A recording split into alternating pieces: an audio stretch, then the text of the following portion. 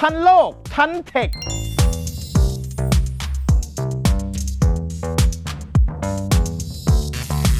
เข้าสู่ช่วงที่2ของรายการครับทันโลกทันเทคครับวันนี้เราจะมาคุยกันเรื่องรถยนต์สันดาปหรือว่ารถยนต์ไฟฟ้าเกิดก่อนกันครับเป็นทฤษฎีที่เด็กชายพีทได้ตั้งขึ้นมาได้อย่างน่าสนใจมากครับๆนะฮะถ้าถามน้องพีทเลยน้องพีทเป็นคนตอบคำถามนี้ได้ไหมครับระหว่างรถยนต์สันดาปที่เราใช้กันมาในอดีตกับรถยนต์ไฟฟ้าที่แหมเหมือนจะเพิ่งมีไม่นานนี้ใครเกิดก่อนกันเนี่ยใครมาก่อนกันรถยนต์สันดาปนะครับนะเพราะอะไรตั้งแต่เด็กๆแล้วตั้งแต่รุ่นพ่อรุ่นปู่รุ่นย่าแล้วนะครับเราก็มีรถยนต์สันดาปมาตลอดใช่แสดงว่ามนุษย์เนี่ยใช้รถยนต์สันดาปมาเป็น100 ปีแล้วนะใช่นานมากแล้วเราเพิ่งมีรถไฟฟ้าไม่นานนี้เองใช่ไหมใช่มีมาไม่กี่ปีนี่นะ4-5 ปีนี้เองนะถ้าเป็นคนทั่วๆไปก็จะต้องเข้าใจแบบนี้ครับว่ารถยนต์ไฟฟ้ามาทีหลังครับแต่ถ้าเราย้อนกลับไปดูประวัติศาสตร์ของรถยนต์ในที่เกิดขึ้นบนโลกเราจริงๆเราจะค้นพบว่ารถยนต์ไฟฟ้ามาก่อนเครื่องยนต์สันดาปครับมาก่อนได้ยังไงแล้วทำไมมันถึงไม่ถูกใช้งานแล้วปัจจุบันนี้ทำไมถึงเพิ่งมาใช้งานอีกครั้งใช่โอ้คำถามเกิดขึ้นเยอะแยะมากมายย้อนอดีตไปก่อนเล่าให้ฟังก่อนสนุกนะฮะสมัยก่อนตอนยังไม่มีรถยนต์เลยครับเราเดินทางกันยังไงครับขี่ม้าขี่ม้าประเทศสหรัฐอเมริกาเนี่ยเพิ่งถูกค้นพบแล้วคนก็สร้างเมืองขึ้นมาเขาบอกว่าวิกฤตการณ์ของรถม้าเนี่ยนะฮะมันพีคสุดๆอยู่ที่เมืองนิวยอร์กมีอยู่ช่วงปีหนึ่งมีม้าอยู่ในเมืองประมาณ 13,000 ตัวโอ้โหจะเกิดอะไรขึ้นเมื่อมีม้า 13,000 ตัวอยู่ในเมืองพร้อมกันเกิดอะไรขึ้นครับเราจะไม่มีที่อยู่แล้วถ้าเกิดม้าทั้งหมด 10,000 ตัวพร้อมกันใช่มันก็จะเยอะมากเพราะม้าเนี่ยนะมันกินหญ้ากินฟางกินน้ำวิ่งมาเหนื่อยๆแล้วจอดพักพอมันกินอาหารบริโภคเข้าไปมันก็ต้องขับถ่ายออกมาโอ้โหแล้วลองนึกภาพดูม้า 13,000 ตัวเป็นมลพิษแบบรุนแรงมากคนในเมืองนิวยอร์กตอนนั้นบอกเราต้องคิดกันใหม่แล้วแหละเราไม่น่าใช้รถม้าแล้วเราไม่น่าขี่ม้าแล้วม้าใช้ไม่ได้น่าจะไหวแล้วเราต้องหาอย่างอื่นแทนละยุคสมัยนั้นมีอะไรครับมีรถไฟเป็นเครื่องจักรไอ้น้ำคนสมัยนั้นก็พยายามจะเอาเครื่องจักรไอ้น้ำเนี่ยย่อขนาดลงนะครับเพราะรถไฟมันคันใหญ่กว่าบ้านอีกนะฮะก็ย่อขนาดลงนะฮะให้เล็กๆแล้วมาทำเป็นรถยนต์นั่งความยากของเครื่องยนต์ไอ้น้ำคืออะไรมันต้องใช้ก่อนเดินทางต้องต้มน้ำก่อนใช่ต้องใช้น้ำร้อนต้องต้มน้ำประมาณครึ่งชั่วโมงนะกว่าจะได้เดินใส่ฟืนจุดไฟกว่าจะออกสตาร์ทได้รถ1 คันใช้เวลาครึ่งชั่วโมงไม่ต้องไปไหนกันละใช้ถ่านเยอะด้วยใช่มลพิษเยอะยากมากรถยนต์สันดาปเครื่องยนต์สันดาปสมัยนั้นมีแล้วนะแต่คนไม่ใช้เพราะอะไรรู้ไหมฮะไม่รู้จะไปเอาน้ำมันที่ไหนสมัยก่อนยังไม่มีปั๊มน้ำมันแล้วเครื่องยนต์สันดาปสมัยก่อน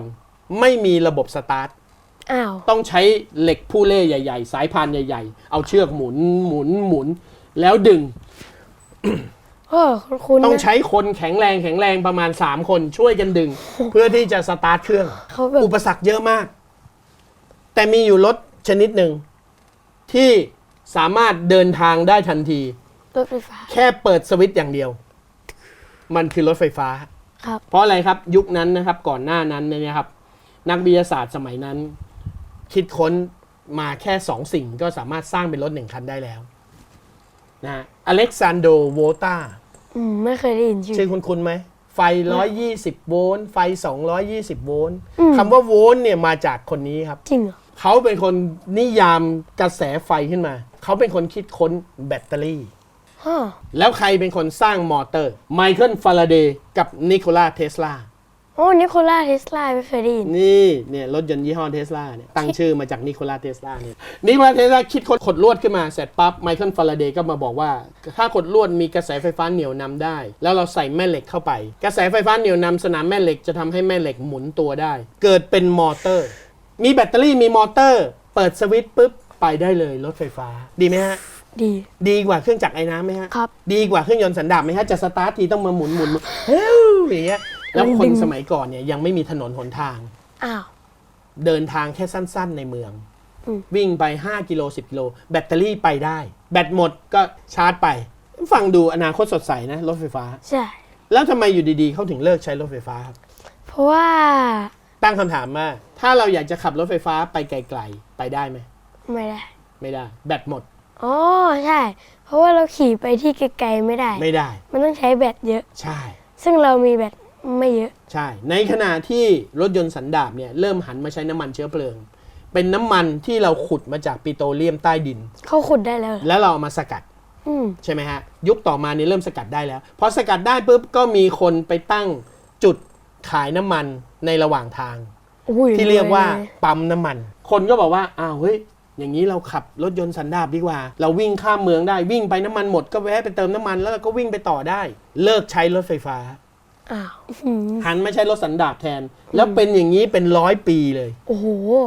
จนปัจจุบันนี้เราพัฒนาขดลวดระบบมอเตอร์ให้มีกำลังไฟสูงมีกำลังสูงได้นะฮะรถสามารถวิ่งเร็วรถไฟฟ้ายุคแรกๆเนี่ยเร็วกว่าเดินหน่อยนึงวิ่งได้5 กิโลเมตรต่อชั่วโมงถ้าเราวิ่งก็แซงแล้วอ่ะพี่วิ่งไวกว่าใช่แล้วแบตเตอรี่ก็เก็บได้นิดเดียวแบตเตอรี่ลูกเบลอเลยวิ่งได้5 กิโลเมตรจบแบตเตอรี่ก้อนเท่านี้เลยใช่แต่ผ่านมา100 ปีเรามีมอเตอร์ที่มีประสิทธิภาพมากขึ้นเรามีแบตเตอรี่ที่มีปริมาณจัดเก็บได้มากขึ้นรถไฟฟ้าสามารถวิ่งได้100 กิโลทุกคนจึงย้อนกลับมาหารถไฟฟ้าในปัจจุบันมันไม่ใช้น้ำมันแล้วก็ไม่ทำให้มีมลพิษดีไหมสุดยอดไหมนี่คือที่มาว่ารถไฟฟ้ากับรถยนต์สันดาปใคร